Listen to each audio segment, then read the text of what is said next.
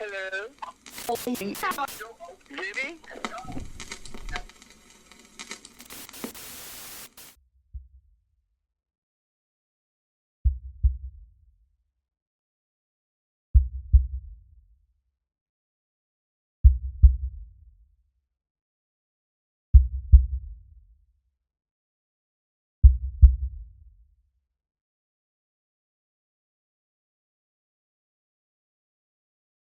Obtained through the Freedom of Information Act, a formerly classified CIA document that chronicled the history of the U-2 spy plane.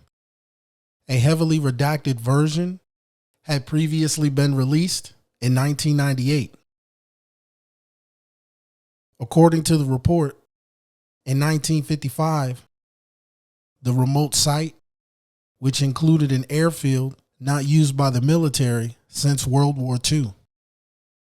Test flights of that spy plane and subsequent aircraft accounted for many of the UFO sightings in the area. The U-2 could reach altitudes much higher than any other planes at this time. After the U-2 was put into service in 1956, Area 51 was used to develop other aircraft. I'm not supposed to talk. How do I say it? I've always known I'm not supposed to be talking.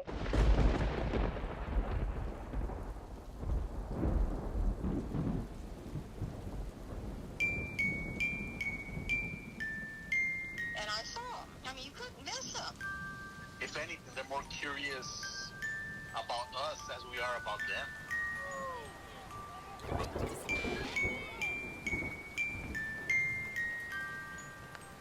They wanted to borrow the image, or borrow the negative. What is that? Because they were in a formation, and I remember seeing something, a flashing light. I couldn't tell the shape of whatever it was. People are reporting seeing lights in the sky.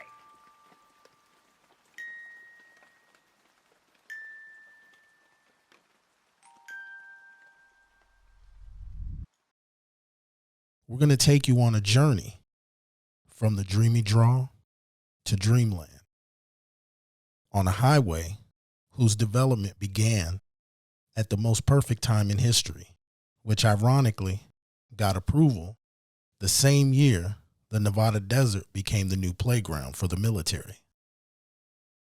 By now, you've learned that the dreamy draw is a hotspot for paranormal activities, and this includes UFO sightings. We have confirmed that ley lines intersect in the dreamy draw, and recent discoveries have shown that there is a third ley line that intersects with the existing two, making the energy coming from the earth extremely intense. You can actually hear it emitting while you're inside the cave system within this range. Major incidents have taken place above and inside this mountain range, but one of them is completely false.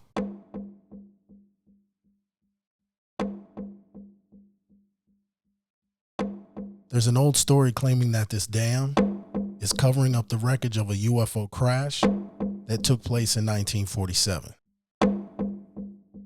The story goes that there was a flying saucer that crashed right in this area, and the wreckage was eventually covered up by the US government. As cool as that sounds, it's just not true. Cover-up did take place in this area, but it has nothing to do with a dam or a UFO. The cover-up that took place was on a much larger scale, and its location is in that direction. What sits underneath this portion of the 51 affected people in this area for over 30 years, and in my opinion, is still doing so in present day. If you're a resident in Phoenix, you're well aware that people are drawn to this mountain range during the hottest times of the year. What would cause someone to come out here with no water, no hiking experience, in 118-degree weather?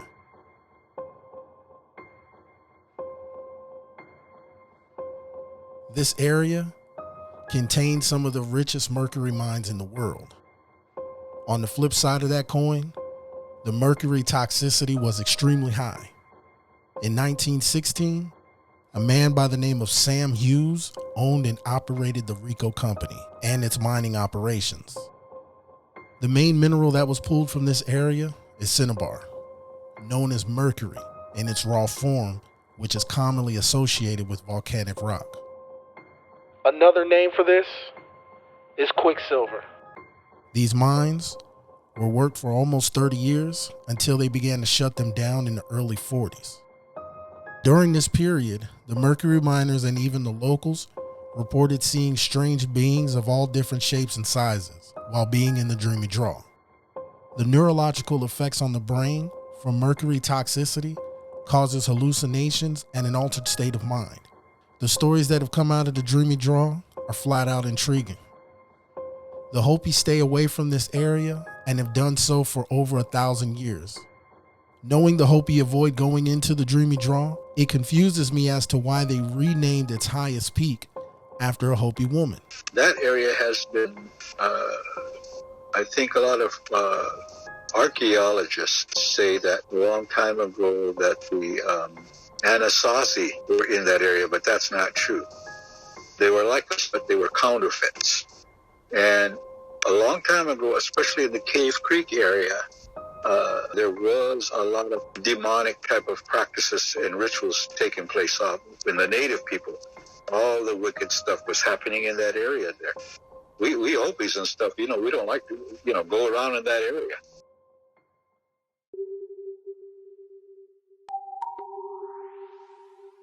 Has anyone in present day told you about any experiences involving these activities along this stretch of mountains? Last summer, I spent some time with this other artist, and she used to winter down in Cave Creek.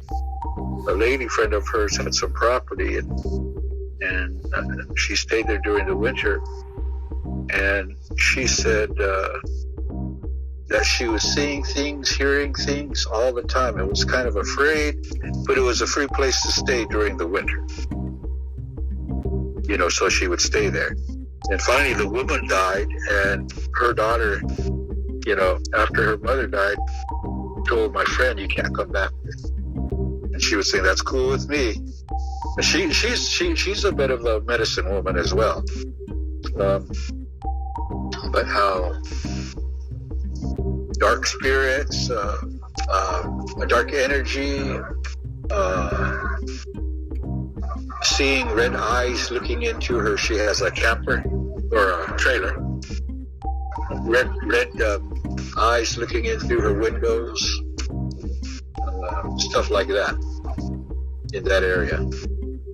Some of the best water is from that area. And they wanted to start doing fracking in that area so they could mess up that whole... They've already messed up... Mining itself has already messed up aquifers in that northwest region or northeast region, including a sacred mountain on the Hopi reservation called Black Mountain. The final piece to the 51 came in recent years, and that was the addition of the exit known as Black Mountain Boulevard. The controversy surrounding this exit's location and its name is something we will revisit at a later time.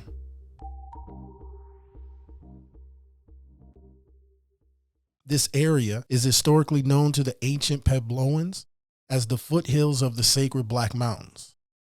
Its location is marked on a set of maps that have been a part of Arizona's lore since the early 40s. They are known as the Peralta Stone Maps. These maps were discovered by a man while on a family vacation. His name was Travis E. Tumlinson.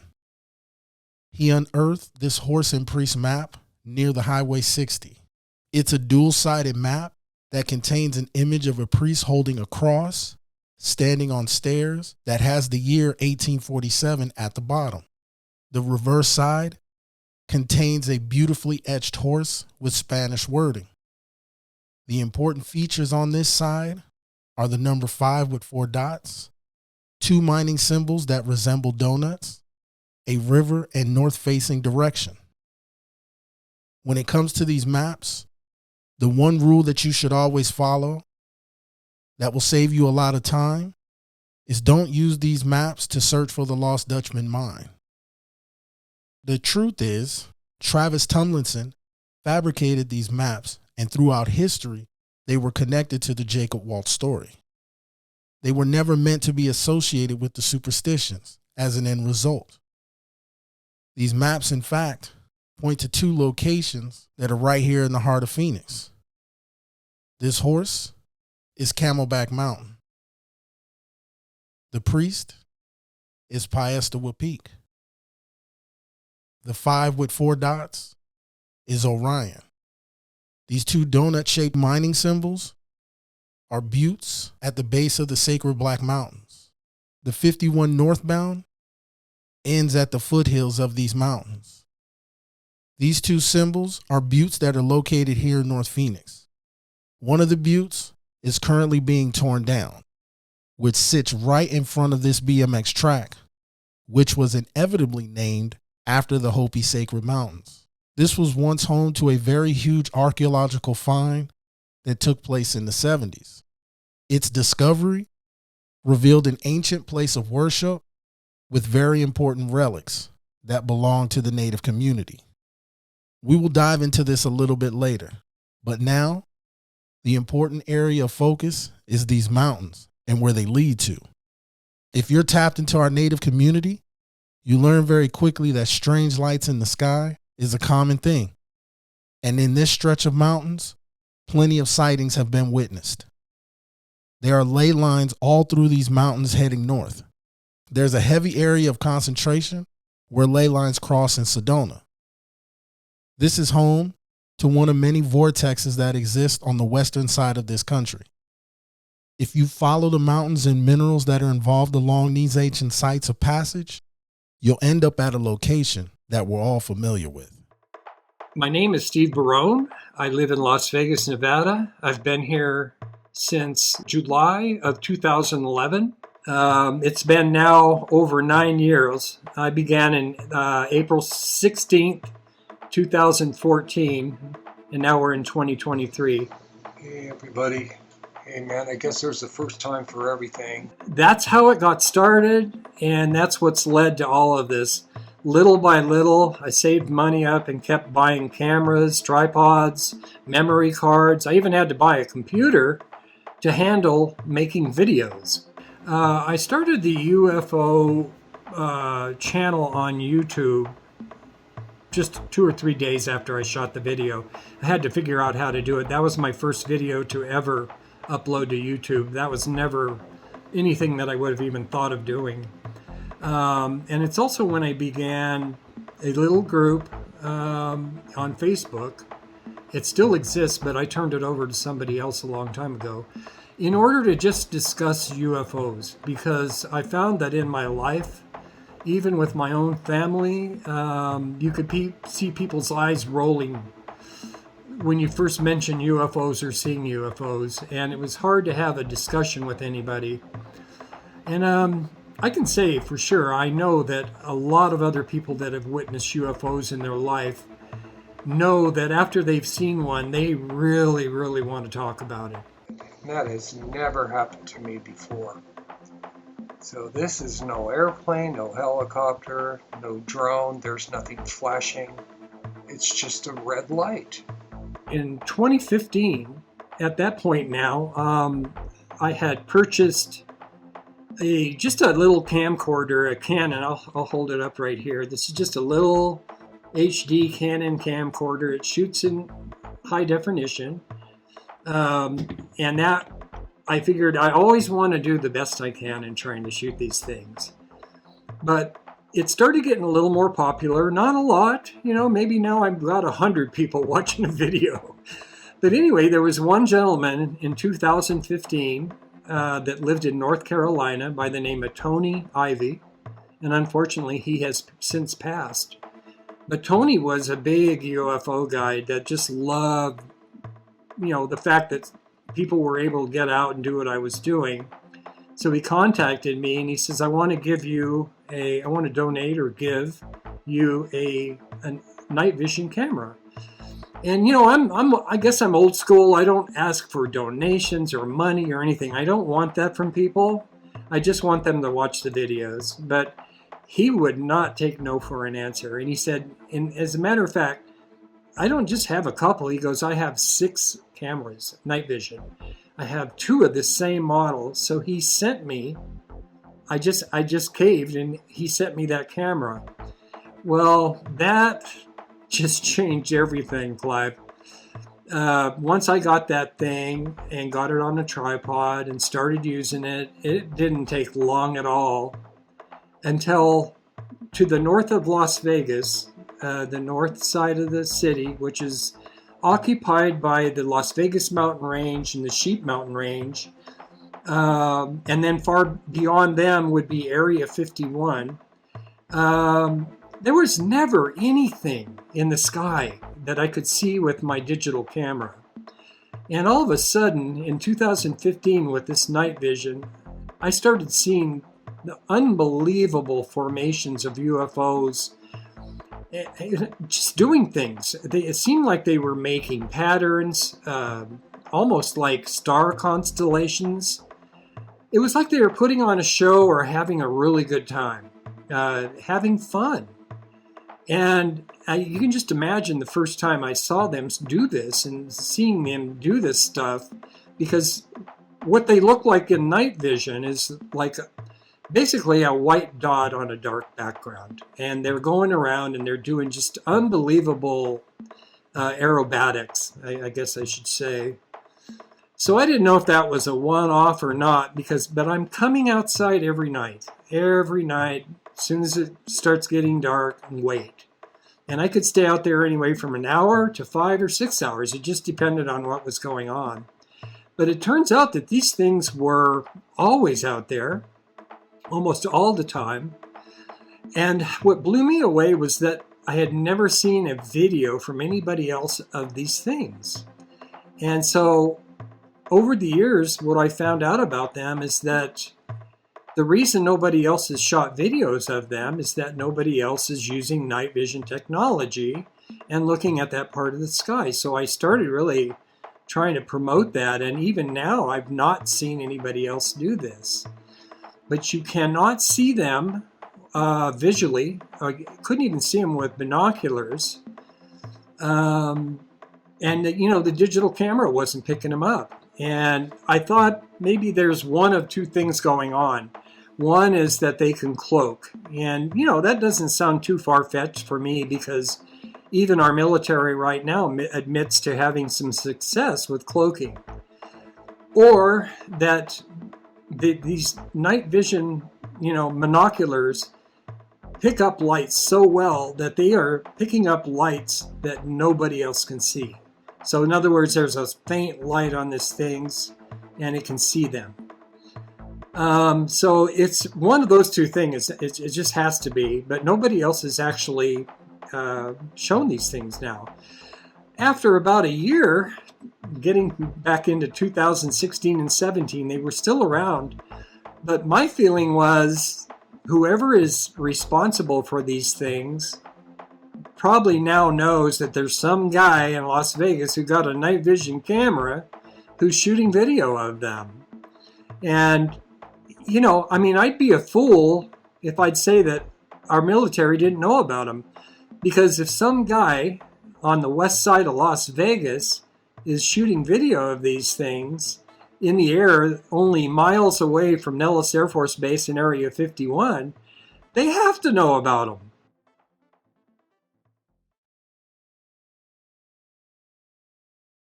The first time I shot a UFO video, that first one, my son actually called Nellis and asked what was going on. And that's where we learned immediately that we weren't going to be told the truth. This thing was going around like a hummingbird. It was flying. It went 14 miles in just seconds. We were told that it was a jet fighter doing maneuvers over the city, which that seems kind of strange for about 8:30 p.m. at night doing it by itself. And once I had seen that just did it for me. That was ultimate confirmation that UFOs are real. I'm already knowing that I'm living in Las Vegas, which is near Nellis Air Force Base, Creech Air Force Base, Area 51, S4, then it just goes on and on. The old nuclear test site, all of these things are less than 80 miles from my home. And since then I've learned, TV stations, I don't call people about them anymore. There was a point where I decided to just take it and put it online and let people judge for themselves what it is they're looking at. But 2015 was phenomenal. That's where the overwhelming majority of everything I caught came from. And it wasn't just those night vision. I do have videos from around the city too that were shot using the digital camera. And that's where I made the choice that now that I've seen the two of the most amazing things I've ever seen in my life within 2.5 years, that they're real, and I'm going to make a hobby out of this. I do it because I think it's the right thing to do, and it's just the most amazing thing there is. I don't think there's anything more incredible than the fact that I don't think we're alone. In present day, Steve and I work together to try to solve where the origins of these craft are coming from. We bounce different ideas and theories on the subject of unexplained aerial phenomena and extraterrestrial life. During 2015, I had no clue he existed, yet we both had our cameras pointed in the sky in two completely different states. As some of you know, a majority of the footage that I captured in Chapter 1 happened during 2015. And in all honesty, I wasn't even searching for UFOs. I was photographing the different planets in our solar system, and I began to notice things flying almost unnoticed in the night sky. Out of the 9 described sightings in Chapter 1, 5 of them happened during 2015. The feature sighting at the Black Mountain BMX track took place during the month of August on a 4-day stretch. The sighting in specific involved highly advanced military craft that I shouldn't have photographed, but it happened. At the same time, in the neighboring state, Steve was capturing footage of things and has 8 different videos in the month of August alone. He had his eye in the sky recording data, and that was probably one of his strongest years of capturing UFO footage throughout the 9 years he's been filming. Let's dive into the Barone files. Yeah, okay. Let me see. I'm going to look at this real quick on my folders, because when I look at August of 2015, let's see, 1, 2, 3, 4, 5, 6, 7, 8. I have 8 different days in August. At that time, we were doing not only the same exact thing, but right around the same time. So your YouTube page, for those that don't know, it's UFOs over Vegas, right? Yes. Okay. And with your YouTube page, started roughly, it sounds like at the end of 2014, but then really things began to pick up in 2015. And that's around the time, especially your videos, I'm looking at these, the archives here of all the videos you sent me. I noticed that in 2015, your content really begins to pick up when it comes to the UFO films and your sightings. And once again, around this time is when I was really starting to see a lot of sightings in Phoenix, Arizona as well. So break that down to us. What happened at that time in 2015? Was it a difference in camera equipment? What was it that changed to where these sightings began to pick up? Yeah, okay. Let me see. I'm going to look at this real quick on my folders, because, once again, my wife she puts up with me doing the UFO thing. But I told her I'm not going to spend our own money on this stuff. And that's why at first I didn't allow YouTube ads. But then when I started getting more people, I thought I'd be dumb not to at least make a few bucks out of it and use that money to buy equipment, cameras, computers, Never had that much money come in to do all of that, but, it definitely helped. And so little by little, I just started getting more. I had that. The first thing I bought was that Canon camcorder. I just held that up. There's this. I'll show them real quick. Just a tiny little camera. Well, this shit's a nice video, you know. The next thing I got was the night vision monocular that Tony Ivy sent me, and that changed everything. And I had that up until about a year ago, when I finally donated it to another person here locally who I felt was being very supportive of my work. And she lived here. And she lived in a good part of town too, you know, for this. So I gave that to her because I also have a brand new version of that. This thing is about, this version, this is a newer monocular. And this thing is way more powerful than the first one I had. But it wasn't long after I got that I also got, where is it? There it is. There it is. Now is what I'm using is these night vision binoculars. And these things are just incredible. They just got better and better and better. It can take still images that are 5360 by 3008 at 16.1 megapixels. So this camera is, you can have it day or night, even though it's night vision, and you can go out and take amazing photos. That first one, it would shoot 1920 by 1080, which is full HD, which is still pretty good, and it was 1080, you know, like I say, 1080 HD. But it just, when you look through these things and you see the difference that the new one made, you don't want to mess with the old one anymore. So, you know, I had that too. But in the meantime, I also bought this Nikon P900 because of the zoom. This thing has an 83x optical zoom, not digital, optical. And this is wonderful for daytime. Unfortunately, it's not that great for at night. The little Canon even does better at nighttime. The other thing I bought too that I thought I would show is, this is just a spotting scope, mostly used by people who are hunters. It's a Celestron spotting scope. And what you do is you take and you have a little thing where you clamp on your phone, your cell phone, and you can take amazing close-up pictures with this, or video. The only thing it's a little harder because you're trying to get that, you know, everything hooked up just right. So I don't use it a lot, but I've used all of these. I've used all of these in doing my work. But the one thing I stick with more than anything now is night vision, because it just sees everything. You know, it doesn't miss anything. And my goal was to be very consistent, don't miss any time. And so the time that I missed over the first 3.5 years would be if the weather was horrific, if I was on vacation or really sick. Other than that, I was outside every night. Nellis Air Force Base, Area 51, S4, and Lord knows whatever else is going on out there.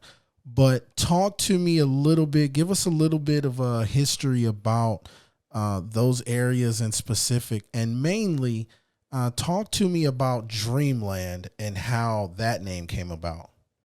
Okay. You know, Area 51, I mean, I think it was originally, you know, they needed somewhere that was very safe to reverse engineer and do things, try out, you know, the spy planes and all of the other things that they do, you know, and of course we're never going to know about everything, but I think that goes back to sometime in the late 50s and early 60s, where I remember there was a gentleman that they interviewed that he was the guy that went out in his Cessna flying around this part of the country trying to figure out where it would be the best place. And it just happened to be the best place that he could find was this place called Groom Lake. And of course, Groom Lake turned out later on became Area 51. The word Dreamland, I think that came from some code words that were used back in the day. And it's a real descriptive name. When it comes to everything that you're seeing in the sky, over the past 9 years? A majority of these sightings, I mean, obviously they're all over the place, but are they over a specific area like Nellis Air Force Base or even Area 51? Yeah, of course it was that night vision that Tony donated to me that just made me understand even more. More goes on over those mountains than anywhere else. And those mountains aren't part of the Nellis test range.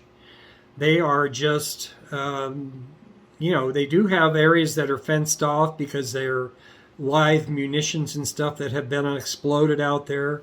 I don't know why that would be there because it's not on the test range. You can actually go back there behind Las Vegas Mountain. But it's an area that's just very rugged, and it's, I couldn't go there because I don't have a Jeep. I'd need to have a Jeep or something to go there. But it's my feeling after 9 years is that, first of all, that what we have here is just probably like Phoenix. We have a military presence in Luke Air Force Base. You have Luke Air Force Base there. We have Nellis. We also have Creech. And, we also have Area 51 close by. But and it's hard to put a percentage on it. But I would say that the overwhelming majority of anything I have on video is probably, first of all, it's technology that's just off the hook. I mean, that's why I don't care if it's alien or if it's man-made. That technology that's being displayed is just unbelievable. And I probably, every time I think I've seen it all, then something comes along where you see a shapeshifter or something. But I would say that probably 75% of everything that I caught on video, I mean, I'm not a conspiracy nut, but I would say that our government definitely knows about them. And if they don't, like I said, we're in trouble because some old man in Vegas is shooting video of them. That the military has to know about them. But the really fun part is the things that I don't think are man-made. And I've seen my fair share of those too. And I got some of them on video. Some of them very luckily. But it's a matter of putting in the time. And if you're out there all the time, I remember thinking to myself, man, if people are getting abducted, if any of this stuff is happening, it's probably happens in Las Vegas just like anywhere else, right? When it comes to, because you mentioned shape-shifting videos, you mentioned abduction, you mentioned objects that are man-made, objects that could be extraterrestrial and things like that. Let's, because once again, we're gonna show the people your archives, and this isn't even all of the footage. This is just some of the stuff where I was like, hey, hold on, man. We're at about 3 hours now, right? But I mean, you have hours upon hours upon hours of footage, and it's everything that you discussed. You have a prime example of it. So what I would like to do is you have a couple videos here where it says incredibly strange UFOs. It's in night vision. You also have incredible aerial demonstration. Now, these look like they're in 2015, but the patterns of these UFOs is what I'm really focused on. Describe, the patterns that you see and the geometrical shapes that are taking place, because this stuff looks like something that's extraterrestrial. Break that down for me. Yeah, well, I would think the same thing. I mean, I even get criticized because while I'm talking over some of this stuff that I'm not all excited, but,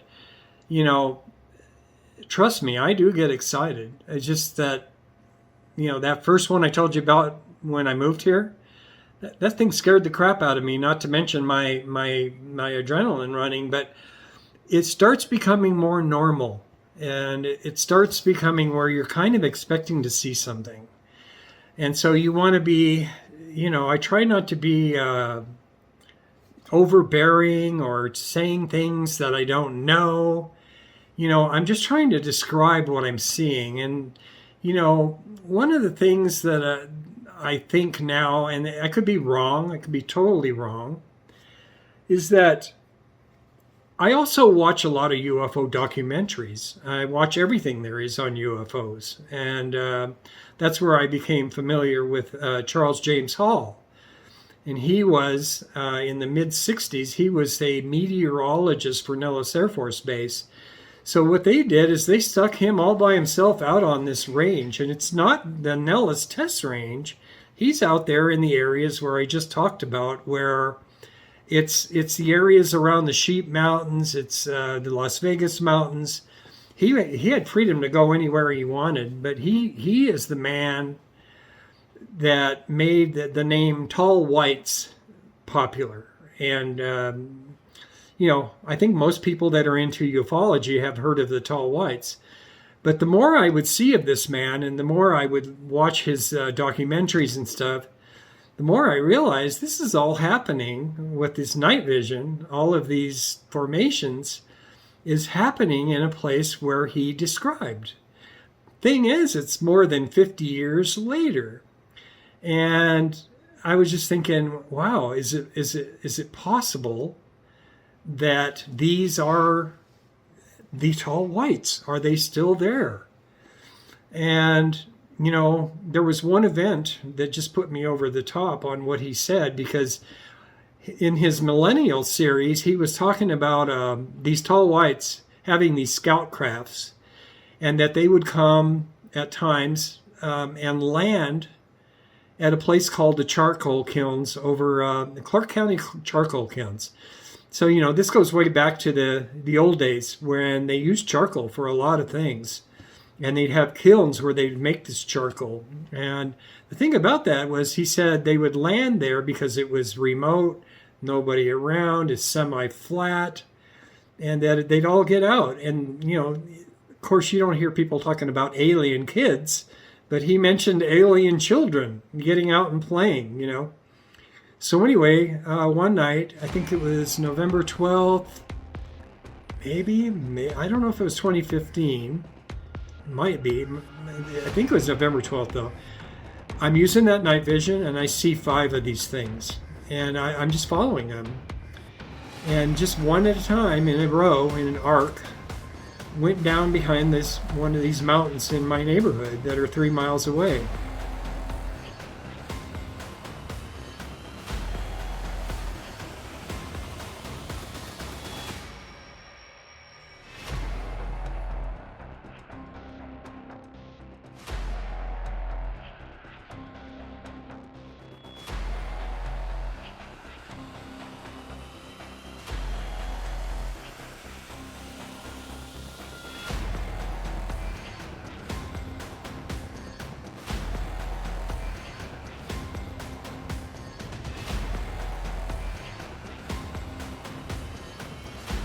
And so, just for the giggles, I use Google Earth a lot. I use Flight Tracker a lot, just to see things and know the geography. And what I did is I drew a line from my home right through the mountain where I saw him go down, and that line went straight through the charcoal kilns. It was like almost exactly on top of them. And I thought, how strange, because 5 things went down, and as long as I waited, I didn't see anything else come back up. So I thought, man, there's a good chance that these are actually the Tall Whites. And that would be alien, extraterrestrial. The second thing that I think is, I'm also friends with a guy in England. And I met him because of all of this, because of UFOs. His name is Gary McKinnon. And Gary McKinnon was the guy who, back in the 90s, he was just curious about UFOs, and is a very talented hacker. And he hacked into the computers at NASA and the Johnson Space Center. And there, even though he had real slow internet, he found evidence of extraterrestrial officers. He saw photographs of gigantic cigar-shaped, he called it a dreadnought, and little scout crafts, little smaller crafts. But anyway, he said it's our Space Force. And this is from the 1980s, not the Space Force we're talking about now, the modern Space Force. This is a Space Force from going back to Ronald Reagan. And anyway, he got in a lot of trouble, man, and they tried to extradite him to the United States. Long story short is this went on and on and on, and they wouldn't turn him over, and finally charges were dropped. But to me, I would think they would drop him right away because he knew things that were just amazing. So to me, when you see this keeps even now is going on, I don't think it's going on as close to me as it was before back in 2015, because they know I'm here, they know other people know about it now, and maybe whatever they're doing, maybe they've moved them a little bit further away somewhere where people can't see them. But I know that they're exotic because it's been 9 years and nobody that I've heard of or seen has the same kind of videos. And I would love if people started shooting video of them because it would show that I've been telling the truth all along. We've discussed 2015, pretty much we're in the sky. A lot of my footage from 2015 comes more, towards the beginning, January, March, April, and then it shifts to August. And that's where it really got crazy when it came to the UFO. It was like a black triangle. And then 4 days later, a helicopter circles the area. Looks like they were intimidating, trying to intimidate. But then, they were using a spotlight. And that's when a couple days later realized really that same night they were searching for something. So as time goes on, because once again, I'm looking in these archives here, right? And you have it goes from like night vision to, it looks like even the night vision, the quality of it looks like you upgraded, and some of this stuff looks like military night vision. So break down the advanced technology from 2016, what you're filming, to 2017, 2018. So for 3.5 years, I did this, and there was a point where I just came up against a brick wall. I just couldn't do it anymore because it's not exactly the most exciting thing in the world. Most nights you're not seeing anything, and you're just out there. And, I'm surprised that the neighbors never knew I was there. I was afraid they might think I'm some kind of peeping Tom or something, but so after that 3.5 years, which I figured I put in at least 1,000 nights of just watching the sky, that I'm just going to slow down. And I've slowed down ever since now. So that's going all the way back to the end of 2017 till now, where I still go out. But what's changed now is I don't see much at night, but I do walk into amazing things happening in the daytime. So now I'm starting to get motivated even more, but I don't think I'll ever get back to the, going out every day or every night. Now I want to talk about abduction and one video in particular that I personally feel is an abduction video. Now, we've discussed this video. This video is I believe is the one that I came across when I found your page, UFOs over Vegas. You've had this video caused a lot of stir. I believe this is one of your videos that went viral, and you've had some very important people reach out to you about this video. So let's talk about the Little Red Rock video that was filmed on December 11th, 2019. Yes, I totally remember that. To me at the time, that was the most amazing video I ever shot. Before we go into this video, I need you to understand this. You may have witnessed or even viewed objects in the sky that appear to be a star, or sometimes even conventional aircraft. And then the appearance changes, displaying their true form. This film clip here that was displayed in chapter 1 shows a bright light in the sky that attempted to take the appearance of Venus. Its movement through the night sky didn't go with the rotation of the stars and planets. The night vision camera I used seemed to get its attention before eventually moving out of the camera's view. This type of unexplained aerial phenomena continues to leave me speechless. In this video, the UAP that occurred attempted to mimic a helicopter. I want you to remember how helicopters work. You've probably seen them every day. Remember their characteristics. Light patterns, sounds, their behavior are all noticeable. Police, news, and military helicopters contain a different series of light features that are called navigational and positional lights. These aviation light patterns are broken down like this. Most helicopters, like police, news, rescue, and medical transport, have a green, red, and white lights. These lights are needed in low visibility conditions to avoid collision while being airborne. The white light is typically on the tail section of the craft. These lights are needed so that way they can be seen from the ground or by other aircraft. The green light is on every airborne and waterborne vehicle, marking the starboard side, which is on the right. The red light indicates the left side of the craft.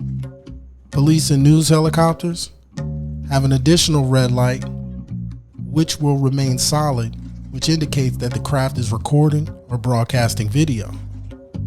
When it comes to military helicopters, you'll almost certainly see a red light and a white light, but the patterns of these lights are different.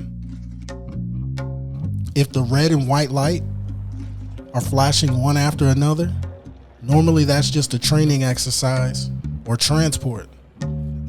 However, if you see a military helicopter and the red light flashes 3 times, followed by a pause, and it repeats this process, things are far more serious, and you should start recording.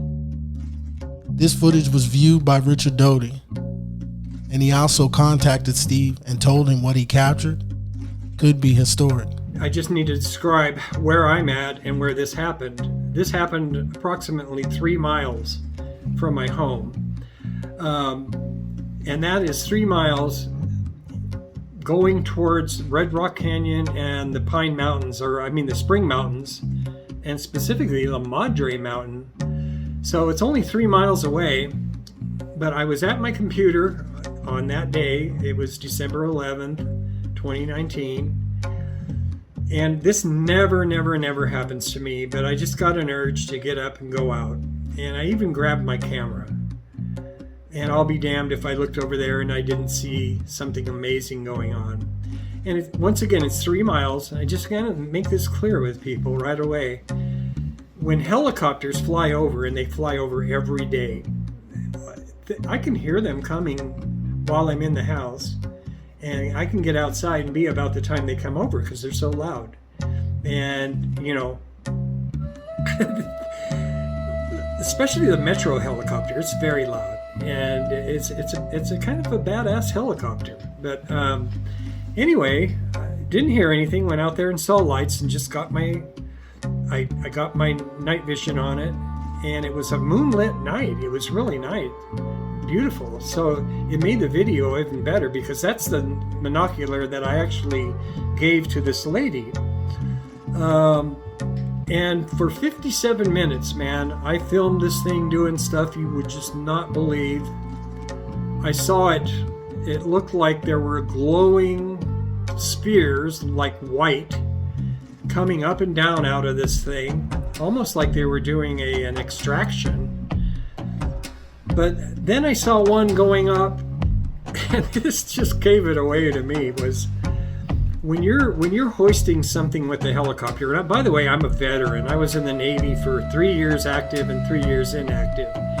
And I was also with the Gator Navy. I was with the Navy Seabees, the SEALs, assault crafts, all the river boats and all that. That was the group I was with. And I've seen a lot of stuff, man. But one thing this thing did was, at one time it was raising something up, glowing, And so imagine my hand is the helicopter right here, and this thing's coming up. Well, when you see something going up that's being hoisted up, it should go into the middle of that what's pulling it up, right? This thing was swinging a bit, and it was way out to the side going up. Then there was a time where it was going up, and then this object just takes off, and this thing's still going up to go into it. I can tell you, man, I mean, unless it's just a really big emergency, military helicopter, when they're hoisting somebody into the helicopter, it's rare that they would ever get underway while they're still raising somebody up into that helicopter.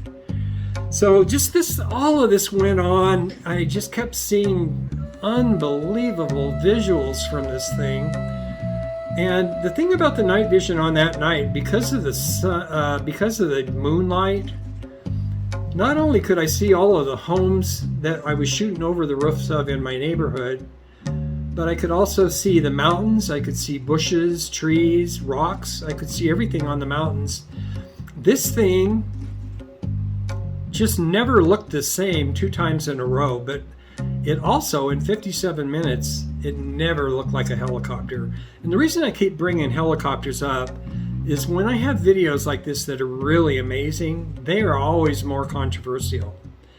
And I get a lot of people saying, "Oh, that's a helicopter," you know, and I try not to let it drag me down because I fully expect those kind of comments anyway. But, you know, in other comments, I get comments like on that one. I got a comment from a guy says, "I've been a helicopter mechanic and a pilot for X amount of years, a lot of years. And I can just tell you that is not a helicopter." I had one other guy that I loved this one. He said it's a helicopter, but it's from another dimension, you know, and I got a kick out of that. But the one that really got to me is I got a message from a gentleman that I recognize his name. His name is Rick Doty. And he just said, "You know, I can't say much, but I can tell you that that video might prove to be historic." Of course, it hasn't, but he said it might be. And when I looked him up, I found out that he, of all people, was famous for being a debunker in the Air Force. That was his job, but not anymore. Now he's one of those guys that's stepping out. He's telling the truth. And, you know, I did message him back, and I says, "Can you tell me more?" And he says, no, not really, but, you know. So that was an amazing thing, though. And then the other thing is that when you do these videos, you see things at a higher level of clarity than any video that's published. You also see everything that's in the background. You know, things that you're not showing everybody. Even though I try to always show the entire video, not 20 seconds of the most sensational period. I show, if it's an hour long, I show the whole hour. And what I noticed is that when this vehicle was leaving that area, it came even closer to my area, but it was at an altitude where, at a distance, it was still lower than the trees. But in some of the trees that were closer, I could see there was another one, just like it, just sitting there waiting. Tiny little one. It wasn't even involved. It never did any of these maneuvers. They even had a green glowing orb of some kind in that thing. But, you know, once again, when I looked at this object, it did not resemble a helicopter. At one point, it resembled a triangle when it's over a roof, and you can just see it as clear as day. See the roof as clear as day, the mountains as clear as day. And, you know, I have filmed a lot of helicopters with those cameras, and they look like helicopters, just like the houses look like houses. You know, I actually even took it down for a while because I wanted to have only videos that I was 100% sure that they were UFOs up. So I don't think I have it up right now, but I'm probably going to put it back up again because you just run across the weirdest things. People contact you never heard of before, telling you they work with MUFON or they're some kind of investigator. And, I've even asked for their help on like this newest one, this shapeshifter from the daytime, Mark D'Antonio. I sent him a message and said, would you be willing to look at it? It's only 1 minute and 13 seconds long. Yeah. Never heard another word from him. And this happens all the time. And that's where I got to where I had a hard time kind of trusting a lot of people. So I have been watching this video the entire time, and this thing is just doing stuff that is unconventional to what any helicopter, and once again, I know flight pattern as far as the lights are concerned, aviation lights. I know the difference between a police helicopter, a news helicopter, a military helicopter. The blades even sound differently. When a police helicopter is recording, when military helicopters are over dangerous and rugged terrains and things like that. I know flight patterns, especially aviation lights.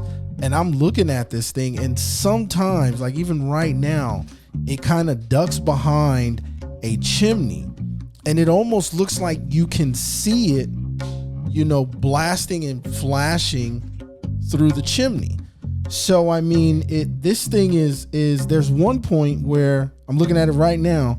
The light is so intense, you can see it shining on the chimney that's even closer to the actual home itself. I'm right about 7 minutes and 4. Looks like about 7 minutes and 4.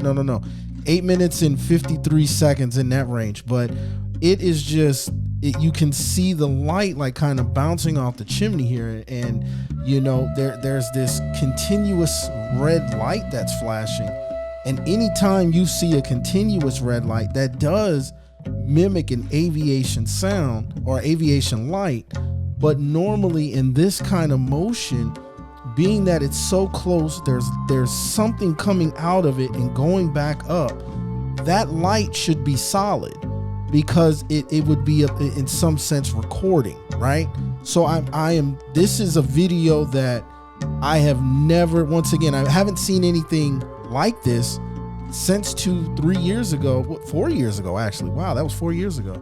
4 years ago, I haven't seen anything like this. This video, every time I see it, it just, like right now, here we are at 8 minutes, and this is where it gets really interesting. Actually 10 minutes, or 10 minutes and 3 seconds. Here's the light coming out of it. It looks like it's either shining. I can't tell if that's a house or if that's the mountain, but there is a light being dropped. And my thing is, anytime you see a helicopter, and I can't even think of the correct term, but when somebody is coming out of the helicopter to maybe do a rescue mission or something like that, there's always some sort of movement.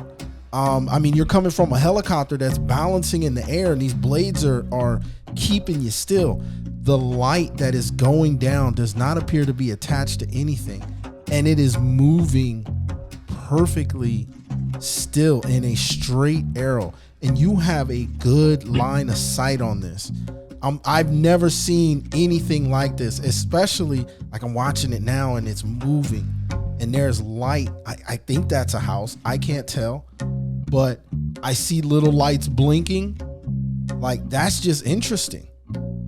I don't know what this I'm looking at it, man, and it is just whatever this is, it's like a light that's going up the mountain and it's moving extremely fast. And at the distance that you are on this ocular piece, even if that is something moving up the mountain, that's moving up the mountain at a very fast pace. I want you to take a look at that and see. This is right around. Right. I was going to say, even that coming up and down from the object, I've seen a lot of just helicopters doing, evacuations and stuff. Like part of boot camp. I was in a winter training with the Marines, and one of the things we did was they extract you And you get several people on. You're on a rope, and the helicopter just lifts you out of there quick and takes you and you're just hanging. You're not pulled up into the helicopter, but it just doesn't seem like the times I've seen anyone being pulled up is they pull them up fast and let them down fast. Yeah. And once again, there is a point in there where you see what they're bringing up is not under the helicopter, it's to one side of it. So, when you're hoisting something and there's no wind, nothing can be out like this and going up this way. It's always going to be this way. Exactly. And one thing I'm seeing now, just the lights are always, they're distinctive, meaning you're able to see the difference in, like, for example, a police helicopter. When I look at this, the colors I see, somebody sees it, you would automatically think maybe a police helicopter, right? But here's the thing. The lights are distinctive. You're able to see where that red light flashing is coming from. You're able to see where the blue light is. You're able to see where the spotlight from the front of the helicopter is coming down. These lights are so immense and they're so intense, you really can't make out where it's coming from, where these lights are actually coming from. Like, I've never once again, never seen anything like this, and I haven't seen anything like it since. And I'm still watching. I've been watching this thing 13 minutes now, and this is just, it's doing things that you don't see, especially in a neighborhood like this. The one thing about this video is the canyons. You're in a canyon. Is it called Little Yeah, Red it's Rock? actually, the houses are kind of, they kind of fool your eye a little bit. The houses are in my neighborhood. And so to get over there, for me, I drive my car, I park at the end of the houses, and then I hike for 2 miles to get up there through rugged desert. And it's not near the houses like that. However, in all the time that you've been watching it here in this last 20 minutes, did you notice any green lights on there? No, it's like a bluish, whitish, like I can't, it's so intense. You can't really make it. It's like a bluish, whitish. And now I'm looking at it, and for a third time, it looks like it's going back in the same, and you're on it. You are on this, man. And there is something coming out of it, like you said, to the side, and it's slow. I mean, well, I don't know I cannot tell you what I'm looking at. I'm looking at it. I know I see it. There's this light. It's in between maybe it's the ground, and then it's this really intense light shining upon it. I have no idea what the hell I'm looking. I've never seen anything like this. And where am I? I'm at like 1511 right now. And I mean, it's just, it looks like there's 3 or 4 of them. You know what I mean? And this, I'm looking at the time, 1757, that's going on what, 6 o'clock? Is that right? Yeah, 1757. So that's 5 something p.m. 5:58. Yeah. So the sun is still out.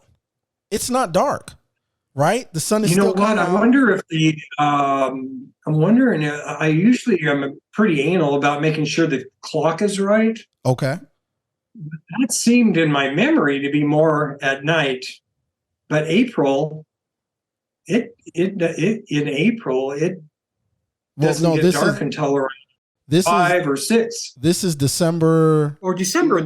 Okay, I'm sorry. That is right. That is right, because what am I thinking? I'm thinking of my other date.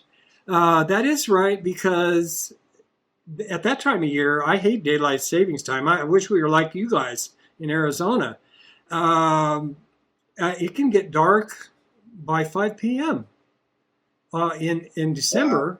And then in the summer, it can stay light until 10:30, where you still have some daylight. You see it on the horizon. It doesn't truly get dark until after then. But yeah, and then in this case, what really helped was just the fact that it was, if not full, it was pretty full moon. You zoomed in so close to this thing, and I'm trying to make out some sort of object. I'm not making out anything. The light is so intense. There's no helicopter out there. As far as the market we know, that is so bright. The lights are so bright you cannot make out.